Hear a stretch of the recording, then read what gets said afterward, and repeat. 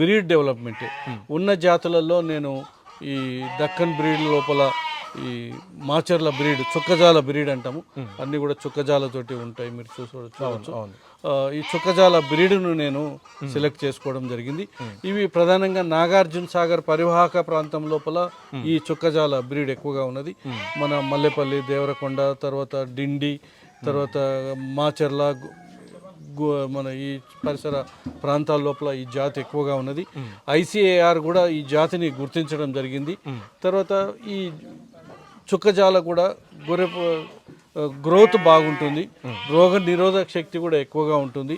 తర్వాత ఎత్తుగా భారీగా కూడా ఉంటాయి, ఎక్కువ వెయిట్ కలిగి ఉంటాయి. ఎంత వెయిట్ ఉంటుంది ఒక జీవి అంటే ఇప్పుడు పొట్టేళ్ళు వచ్చినాయి అనుకోండి, ఒక సంవత్సరం లోపల 34-35 కిలోలు సులభంగా వస్తుంది.